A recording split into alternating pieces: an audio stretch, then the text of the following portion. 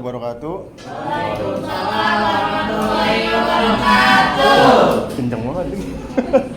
Ya, kita dari kelompok 2 dari pemrograman manajemen keuangan ya, dari UAS algoritma. Mungkin ya di perkenalan dulu ya. Dengan saya sendiri Prayogi Adi Priyatna, yang kedua Mas Deandra Fajar, Fernanda Denira Fajar, biasa dipanggil Fajar. Dan yang ketiga ada Mas Jagar dan juga Mas Encang, mungkin malam ya itu. Kita balik lagi ke topik kali ini di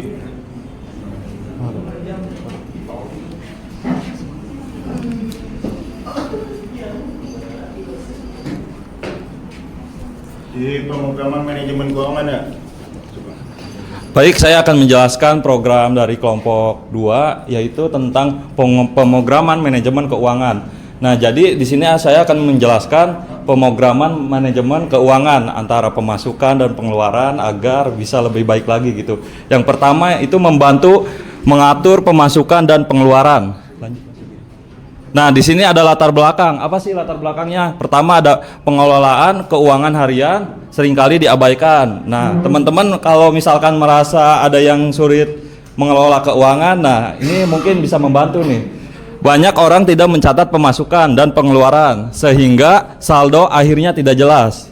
Nah, program ini dibuat untuk mencatat transaksi sederhana dan memonitor saldo secara otomatis. Nah, tujuannya apa sih nih teman-teman nih? Kita harus tahu tujuan manajemen keuangan harian adalah yang pertama, menghindari pemborosan. Nah, menghindari pemborosan itu harus ada caranya, mengelola anggaran secara efektif. Efektif untuk menghindari dari pengeluaran berlebih. Dan yang kedua, mengetahui penggunaan uang. Nah, uang kita tuh dikeluarkan untuk beli apa aja gitu, penggunaannya apa aja gitu. Ya, dengan cara mencatat pemasukan dan pengeluaran, memudahkan pelacakan penggunaan uang. Dan yang ketiga, ada mengatur cash flow. Mengatur cash flow sangat penting untuk kestabilan pengeluaran dan perencanaan. Permasalahan umum dalam manajemen keuangan yaitu yang pertama nih, di sini tidak mencatat ya. Banyak kita pengeluaran yang harganya kecil gitu tapi tidak dicatat. Nah, lama kelamaan dalam 1 bulan itu akan boros sekali tuh. Banyak individu lupa mencatat pengeluaran harian mereka. Dan yang kedua, pemborosan tanpa sadar.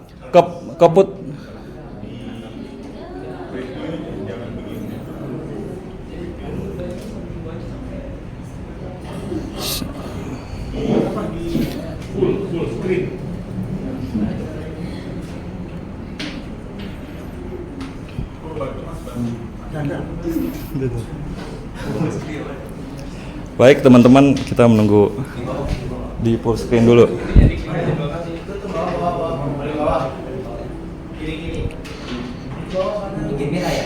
Ini bang, nah kanannya, nah ini nih, ini loh, nah ya.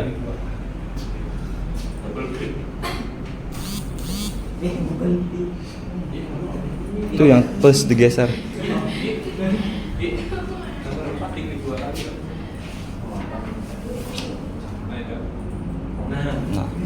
Lanjut ya teman-teman, sorry nih kita ada kendala. Yang pertama tidak mencatat kan sudah saya jelaskan. Yang kedua ada pemborosan tanpa sadar. Nah, keputusan belanja yang tidak terencana sering menguras dompet. Seperti apa nih, pengeluaran yang tidak terduga dalam 1 bulan tuh tidak terhingga gitu. Kita jadi pemborosan itu masuknya.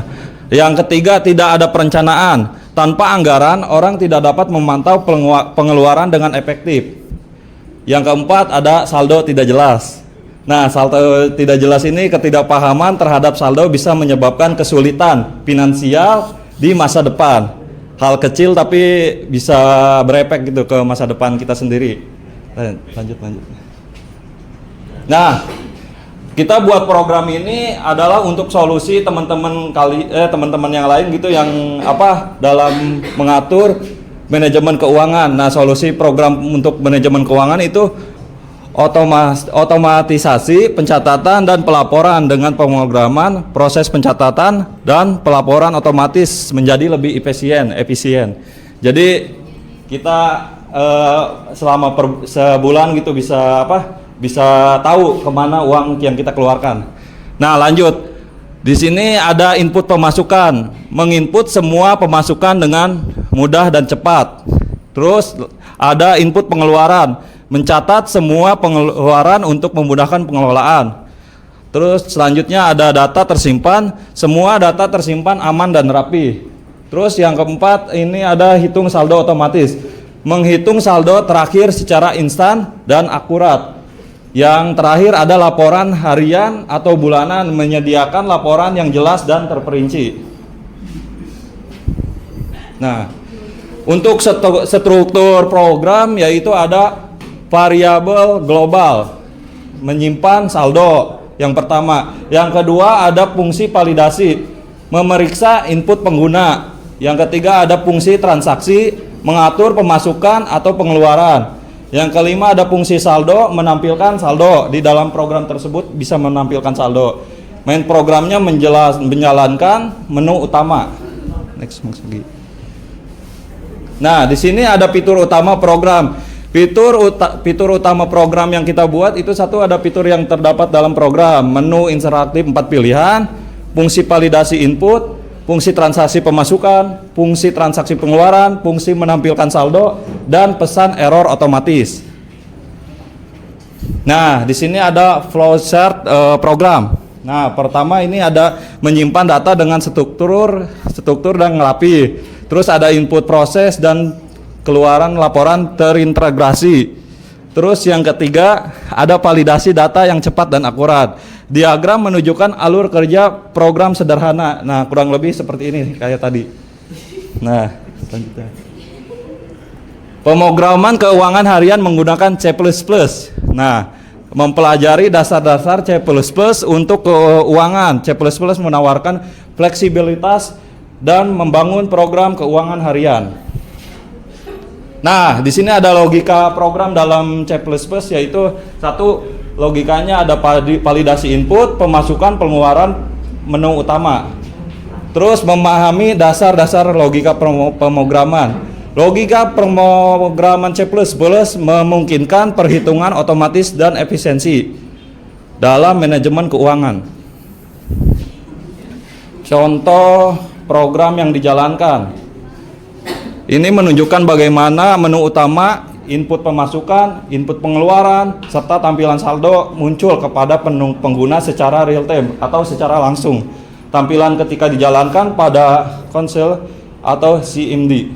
Nah, kita di sini kelebihan kekurangan program kita, yang pertama adalah kelebihannya dulu ya. Kita membahas kelebihannya dulu. Kelebihan program yang pertama sederhana dan mudah digunakan. Dan yang kedua, proses input aman. Yang ketiga, dapat dikembangkan. Nah, di sini juga ada kekurangan nih dari program yang kita buat. Dalam kekurangan program itu ada satu yang berbentuk belum memiliki menyimpan data, yang pertama. Terus yang kedua, tidak ada kategori transaksi. Yang ketiga, fitur laporan belum tersedia. Jadi fitur laporannya belum tersedia. Next. Nah, pengembangan lanjutannya, fitur ini untuk meningkatkan program. Yang pertama ada grafik interaktif. Nih, grafik interaktif itu visualisasi data keuangan. Terus ada grafik pertumbuhan bulanan, analisis tren pengeluaran. Ada juga integrasi database, penyimpanan data yang aman. Terus yang kedua, aksesibilitas yang data real time. Terus yang ketiga ada kolaborasi antar pengguna. Nah, terakhir ya udah. Jadi kita lanjut ke codingan C++-nya ya. Coba Mas Yogi.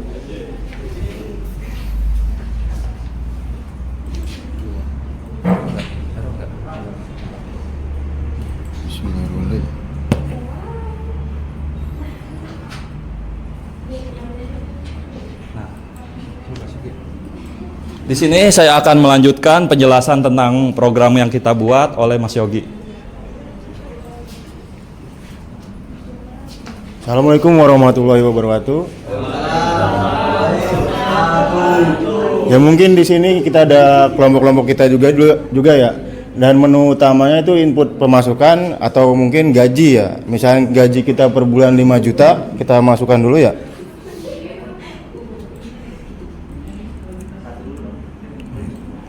Yogi. Nah, ini langsung kita masukkan jumlah pemasukan kita. Semisalkan 50.000 ya. Input pemasukan utamanya 50.000 berhasil dicatat, dan ada input pengeluaran yaitu kayak kita jajan atau segala macam atau makan ya. Misalkan kita jajan di warteg atau di supermarket gitu, misalkan habis 20.000, kita masukkan lagi di input pengeluaran.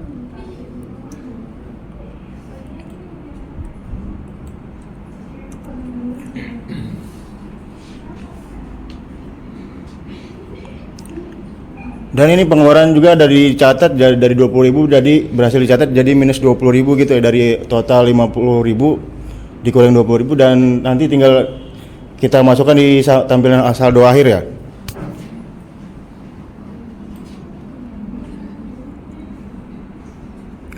Nah, ini saldo akhirnya kita udah ada, jadi total semuanya jadi 30.000 ya. Jadi ke total keseluruhan pengeluaran pemasukan jadi 50.000 diambil jadi kita harian kita antara jajan atau segala macam 20.000, jadi total aktual ini 30.000 ya.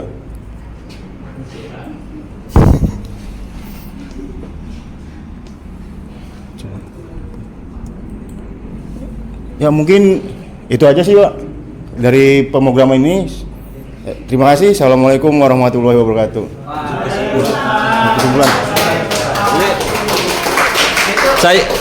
Saya akan menjelaskan lagi tentang kesimpulan dari program yang saya buat ini. Tadi kesimpulannya ada sebentar. Kesimpulan. Oh ya. Sorry. Jadi ada pertanyaan nggak teman-teman tentang program yang saya buat ini, untuk ada apa gitu atau gimana? Coba. Gak apa-apa. Jika ada yang mau bertanya silakan.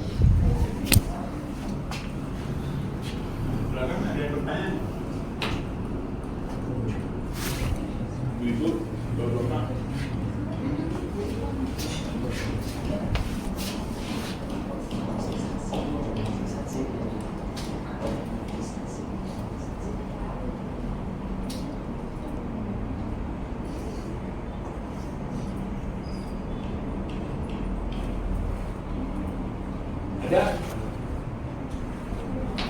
Mas Jidan, ada yang tanya Mas Jidan? Mas Suliwa, ya Mas Jikri silakan. Pertanyaan. Oke, ini tanya saya aja.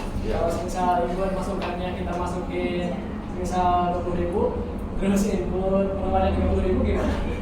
Jadi ini minus ya, hasilnya minus. bakal gimana gitu? Hasilnya bakal gimana? Minus kah atau offset?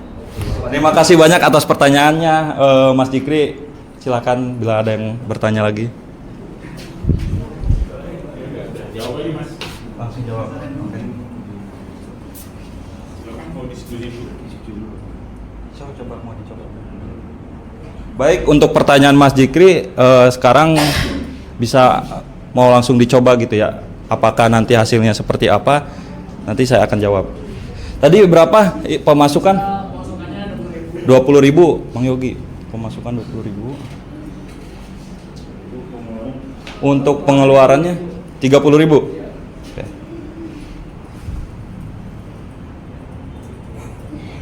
Nah, jadi di program kita itu begitu saldo pemasukan dan pengeluarannya beda gitu, lebih sedikit pemasukannya dibandingkan pengeluarannya. Nah, di sini akan ada keluar gitu, catatan pengeluarannya adalah masukkan jumlah pengeluaran. Nah, begitu 30.000 dimasukkan, hasil dari output si program ini adalah gagal, saldo tidak mencukupi untuk pengeluaran sebesar 30.000. Seperti itu. Apakah ada jumlah maksimum dari masukan? Jumlah maksimum gitu. Untuk program kita, nah itu jadi salah satu kekurangan yang belum diperbaharui lagi. Kedepannya akan dibuat untuk maksimal dan minimumnya gitu. Jadi untuk saat ini hanya seperti ini gitu, Mas Jikri ya. Oke. Ada yang lain boleh bertanya, silakan. Apa rekomendasi selanjutnya untuk data itu apa pengen digunakan untuk website apa aplikasi? Nah, seperti yang saya jelaskan tadi awal tadi, untuk aplikasi pemrograman yang saya buat dan kawan-kawan satu kelompok di kelompok 2 ini, itu lebih ke untuk bukan ke website, kayak ke lebih ke pribadi gitu, Bang Jidan. Ya, jadi kan ada nih, misalkan contoh, kita tidak bisa mengelola keuangan pribadi dalam sebulan, entah kemana itu keluarnya, entah gimana. Jadi kita membuatkan lagi aplikasi bagi siapa yang kiranya mau ngedownload, silahkan gitu maksudnya. Oke, terima kasih Bang Jidan pertanyaannya. Lanjut, ada lagi tidak? Oh, Bang Suliwa. Kalau misalkan kita keluar programnya, nah itu bakal kesimpan nggak atau kan jadi kayak riwayat gitu? Jadi riwayat kayak Ya, pertanyaan Bang Suliwa akan dijawab oleh Bang Yogi. Kayaknya belum ada, Kak. Coba, kayaknya belum ada. Tadi dulu. Coba dulu. Tadi apa tadi? Iya, kalau misalkan udah dicek gitu bakal kesimpan. Kayaknya belum. Sedangkan ini kan maksudnya catatan finansial ya. Itu kan harusnya penting dong kalau apa mengenai riwayat transaksi itu atau riwayat perhitungan. Mungkin kayaknya belum ada ya. Soalnya kan emang lagi diproses diperbaikin lagi itu dari kekurangannya juga kan mungkin. Ya yang seperti dibahas tadi Mas Wajar ya.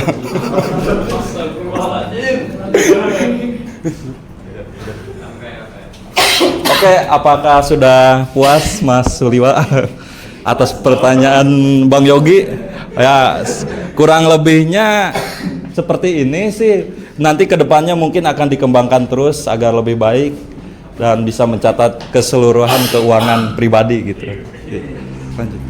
Ini udah ada yang masih mau bertanya atau gimana? Udah. Jadi saya akan menjelaskan kesimpulan tentang program ini ya. Ayo Bang Yogi, kesimpulan itu.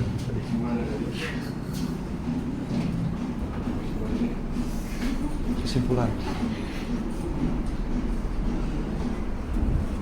Terus. Bukan. Iya, terus. Nah, kesimpulan program kita yang dibuat untuk program keuangan yaitu kesimpulannya program meningkatkan pengelolaan keuangan. Manfaat program dalam keuangan mempermudah percatatan dan pelaporan keuangan harian. Intinya kita untuk mempermudah pengeluaran kita saat misalkan belanja sesuatu barang, entah itu kita misalkan berhenti di pinggir jalan, entah apa. Jadi untuk keuangan harian kita lebih terperinci dan terdata gitu. Nah, sekian dari kelompok 2, kurang lebihnya minta maaf, saya banyak kekurangan dan saya juga kelompok 2 cuma 2 orang ya. Sekian dari saya, wabillahi taufiq wal hidayah. Wassalamualaikum warahmatullahi wabarakatuh.